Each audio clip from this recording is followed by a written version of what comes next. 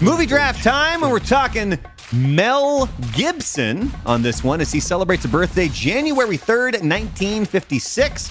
We're switching this up. I will go first, Frank will go second, and then we're going to go to the IMDb ranking page to finish it out. And what we're trying to do is we are trying to create the ultimate triple feature for Mel Gibson movies, but we're doing it draft style. So once somebody picks a movie, that thing's gone. Nobody else gets to pick it. So my first movie, I'm going to see if Frank can guess what it is. Braveheart. Add a kid. Never Such a take good movie. our freedom.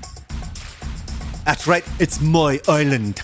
All right. Boy, Island. What is your first choice for Mel Gibson? We will go with the other Christmas movie, Lethal Weapon. Was that the first one or the second one? The first one was at Christmas, remember? Was it? For some reason, I thought it was the second one. The second one might have been as well, but the first one definitely was. Because remember, Anthony Kiedis' dad is selling cocaine in the Christmas tree parking lot. Was that in the movie or did that happen in real life? Probably both. Oh. They just filmed what he was doing. They just filmed it happening. All right, then we're going to IMDb for the next two choices. The first one that they are going with is The Road Warrior. All right. Guy's got the power glove on over there. And the second one, what do you think that it would pick? What do you think? So essentially, Braveheart was ranked number 1. The Road Warrior's number 2. Lethal Weapon's number 4. What do you think is the third? Lethal Weapon 2? No.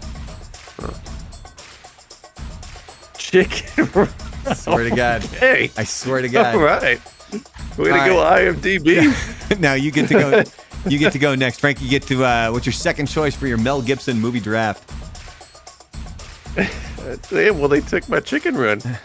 That's totally what I was going to pick. No, it wasn't. No, I actually had forgotten that he did that movie. I'm going to go with the movie that still scares me to this day. I'm going to go with Signs. Ooh, good pick. Good pick.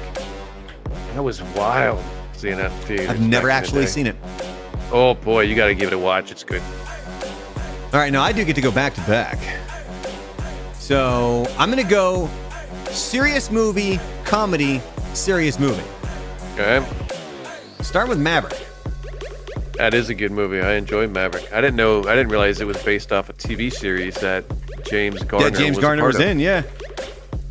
So I'm going with Maverick first. And again, apparently I got a really crappy poster here for it. And then for the next one, I'm going with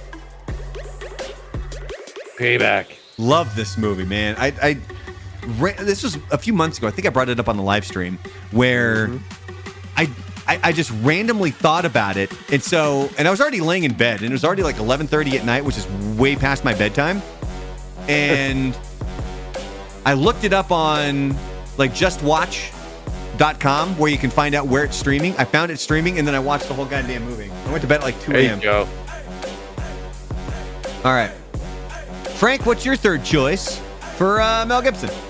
Well, there's one that I'll put in as, I'm not going to choose this one, but if you haven't seen The Professor and the Madman with him and Sean Penn, it came out, I think, like 2019. And it was at that time when Mel Gibson was still trying to rebuild his career again. That is a very good movie. It's really overlooked, but both of them act their asses off in it. But I'm actually...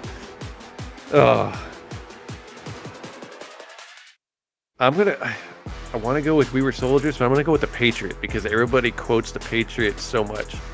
Interesting. Aim small, miss small. All right. So now we're going to go down to the next one on the list for IMDb. But first, we need to get to some honorable mentions here. Here's this one. We brought it before. I think we did the Julia Roberts movie draft. And this is a highly underrated movie. It's worth checking out. Another one that I'm really surprised didn't get picked. Come on, you remember? Give me back my son!